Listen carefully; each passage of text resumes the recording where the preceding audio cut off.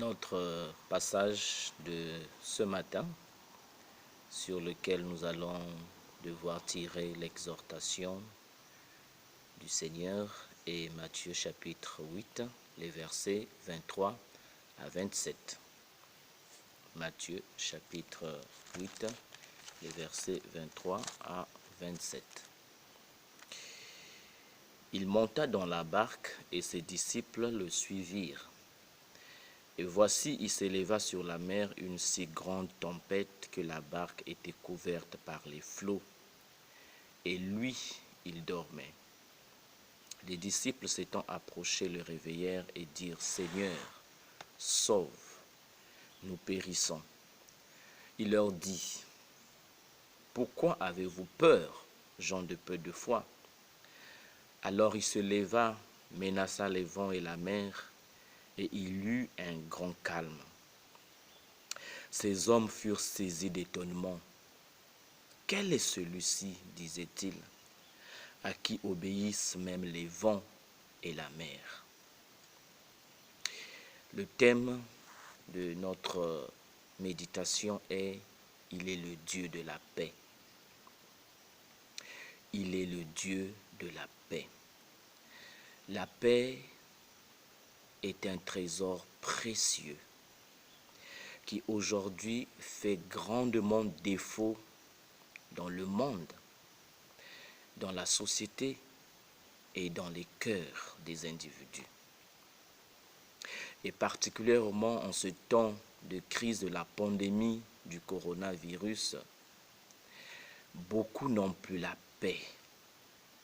Beaucoup sont troublés et agités, inquiets pour leur avenir, inquiets pour leur vie, inquiets pour la vie de leurs enfants, inquiets pour la vie de leurs parents, inquiets pour la vie de leurs proches, de leurs connaissances.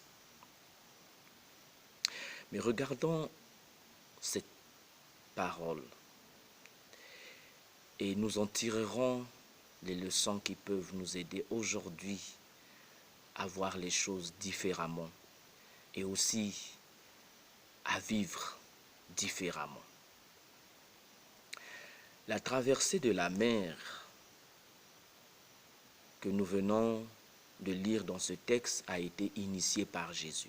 On nous dit Jésus monta dans la barque et ses disciples le suivirent. Ce ne sont pas les disciples qui ont décidé de monter dans la barque pour aller de l'autre côté, mais c'est Jésus qui a pris cette initiative. Il est entré dans la barque et les disciples l'ont suivi. Et pour tous les chrétiens, c'est l'expression de notre relation avec le Seigneur.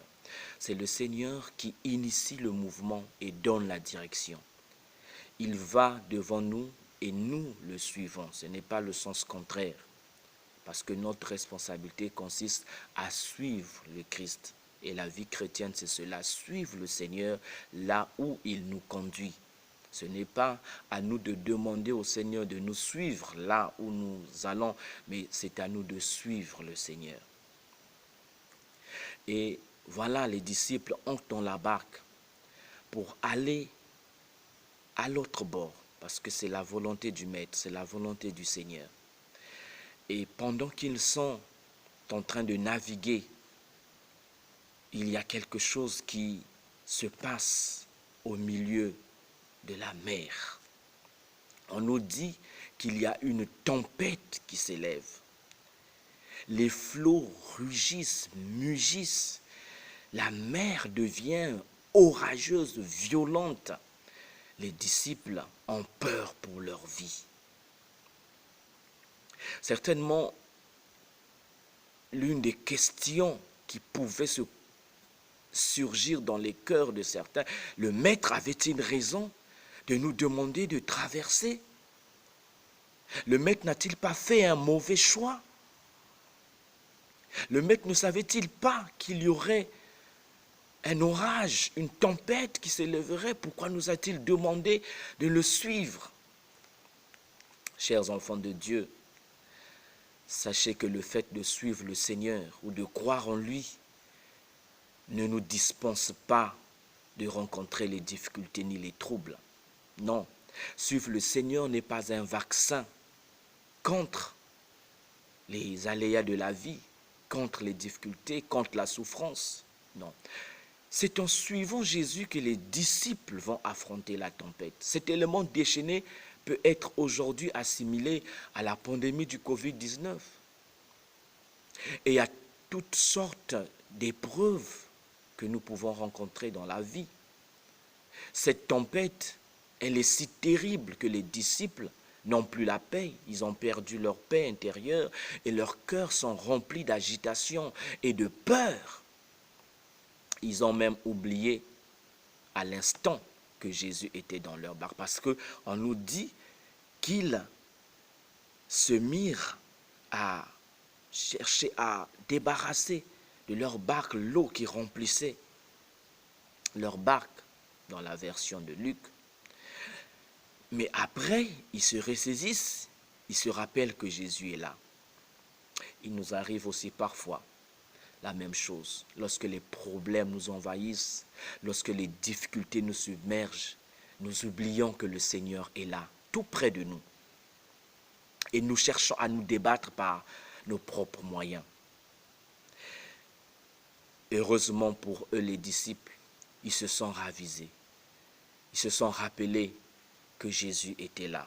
Alors, ils l'ont réveillé. Jésus dormait calmement parce qu'il n'avait rien à s'inquiéter. Il était calme. Il savait que son Père, dans le ciel, veillait sur lui. Le calme de Jésus démontrait sa confiance en son Père céleste. Et il était en train là d'enseigner une profonde leçon de foi à ses disciples. Mais les disciples ne le comprenaient pas. Mais quand même Jésus se réveille. Et quand il se réveille, il fait taire la mer et le vent. Il prouve par là qu'il était le Seigneur de l'univers, qu'il était le Créateur. Par sa simple parole, un grand calme revint. Jésus avait mis fin à l'agitation et au trouble qui avait rempli le cœur de ses disciples. On nous dit, il se leva et menaça les vents et la mer. Il eut un grand calme.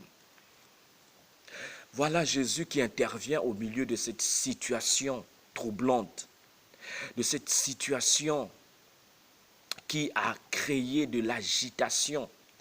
Les disciples avaient déjà désespéré parce que pour eux, c'est la mort qui était imminente. Combien de gens aujourd'hui désespèrent de pouvoir vivre? Ils entrevoient déjà la mort. Ils pensent déjà que la mort est là.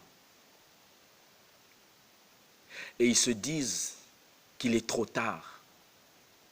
Mais avec le Seigneur, il n'est jamais trop tard. Notre Dieu, notre Seigneur, est le Seigneur de la paix. Jésus se lève et calme la tempête. Mais voyez la réaction des disciples après que Jésus ait calmé la tempête. Ils sont saisis d'étonnement. Et pourtant, ils ont vu Jésus avant la traversée. Ils ont vu Jésus guérir les malades. Ils ont vu Jésus délivrer les démoniaques, les gens qui étaient possédés des mauvais esprits. Certainement qu'avant, s'ils avaient vu Jésus multiplier le pain et nourrir une foule avec un peu de pain, un peu de poisson. Mais leur connaissance de Jésus était limitée à ces miracles. Pour eux, Jésus, oui, pouvait multiplier le pain. Jésus était un grand guérisseur. Jésus avait la puissance sur les mauvais esprits. Mais ils ne croyaient pas. Ils n'avaient jamais imaginé que Jésus pouvait être aussi maître des éléments déchaînés. Et je crois que si Jésus leur avait demandé de traverser, parce que Jésus voulait leur révéler une autre dimension de sa personne, une autre dimension de sa puissance. Oui, chers frères et sœurs, Lorsque tu rencontres une difficulté nouvelle dans ta vie, lorsque tu rencontres un défi inédit dans ta vie, sache que Dieu le permet pour que tu puisses le découvrir à nouveau, pour que tu puisses recevoir une autre révélation de Dieu ou de ton Seigneur. Et là, la question que les disciples se posent, qui est cet homme? Qui est celui-ci à qui obéissent même les vents et la mer? Parce qu'ils n'avaient jamais vu quelqu'un qui pouvait donner un ordre au vent pour que le vent se taise et donner un ordre à la mer, aux vagues furieuses de la mer et qu'elles fassent silence. De leur vie, de leur expérience de pêcheurs, ils n'ont jamais vu une telle chose. Mais Jésus les a conduits à vivre cette difficulté pour qu'ils reçoivent une autre révélation, une révélation d'une nouvelle dimension de la puissance et de l'autorité de ce Jésus qui marchait avec eux.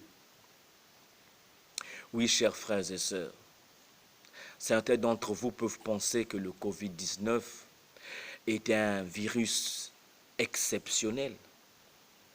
Le Covid-19 est une pandémie inédite,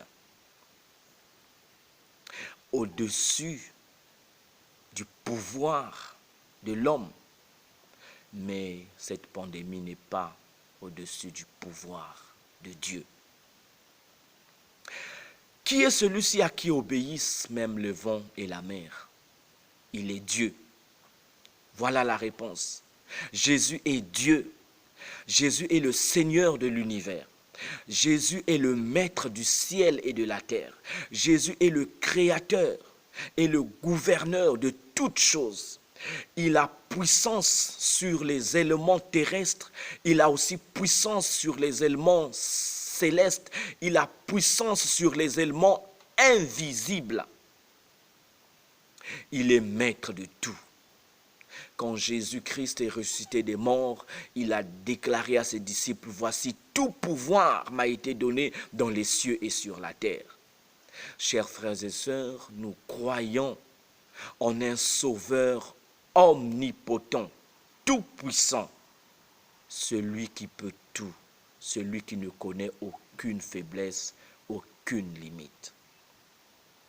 Voilà Jésus qui restaure la paix dans la barque, sur la mer, mais aussi dans les cœurs de ses bien-aimés disciples. La paix de Dieu n'est pas simplement le fait de ne pas connaître de situations troublantes. Non. La paix que Dieu nous donne est une assurance intérieure qu'il a le contrôle de tout et que nous n'avons pas à craindre les dangers qui nous entourent. Chers frères et sœurs, il y a certaines choses importantes que nous devons savoir. La première des choses est celle-ci. Une fois que nous avons remis notre vie à Dieu, nous pouvons être sûrs qu'il la tient dans sa main et qu'il veillera sur nous toujours. Oui, le Seigneur Jésus veillera sur nous, mais il ne peut veiller que sur nous que dans la condition où nous lui avons remis notre vie, où nous lui avons tout donné de nous-mêmes.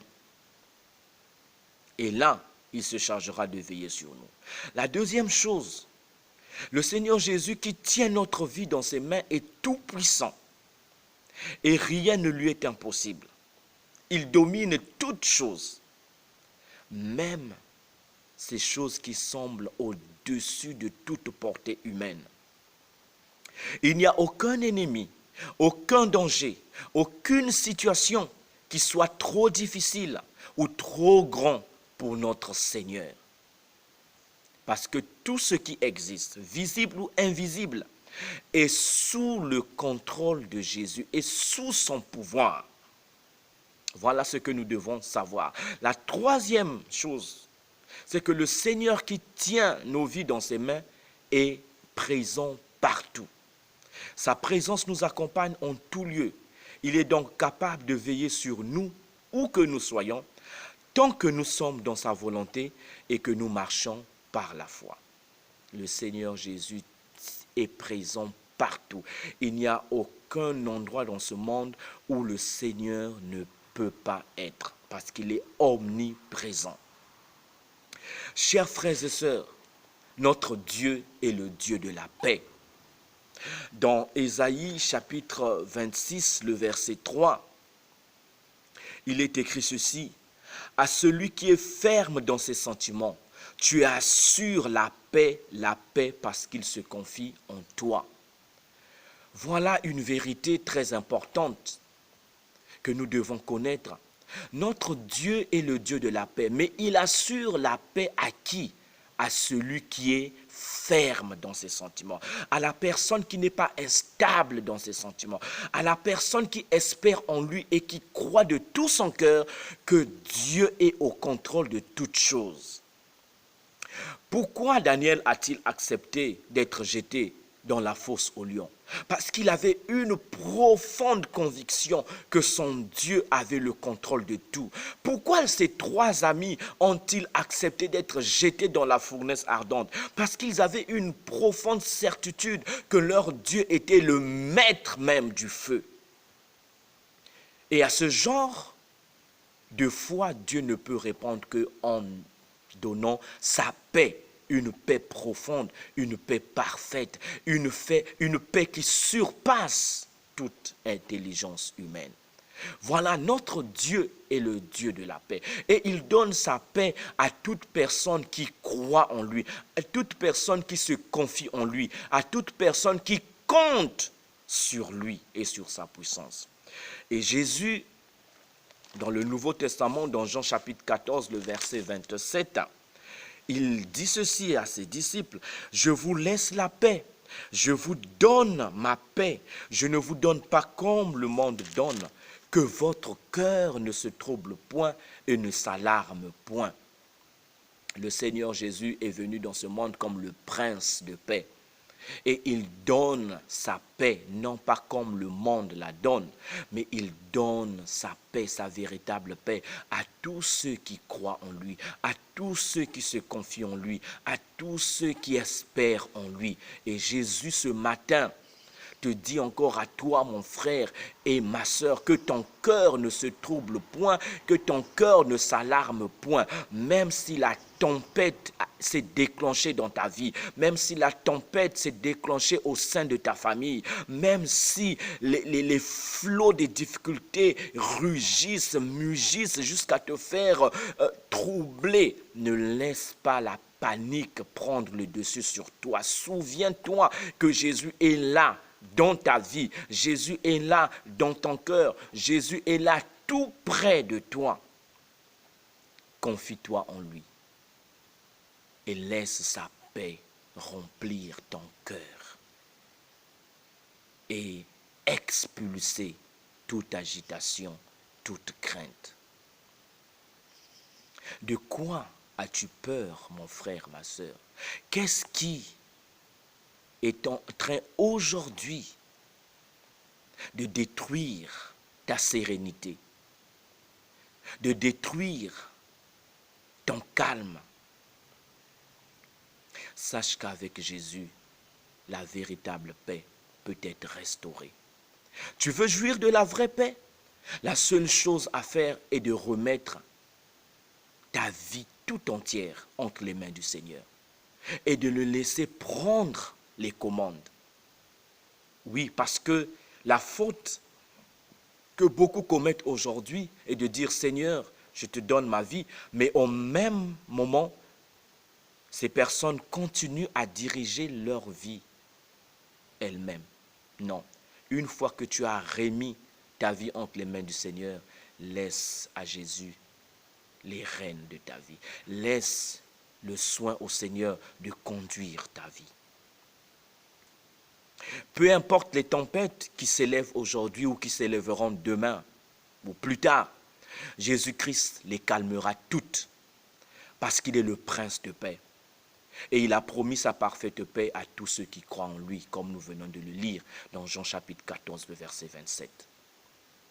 Chers frères et sœurs, que votre cœur ne se trouble point, que votre cœur ne s'alarme point.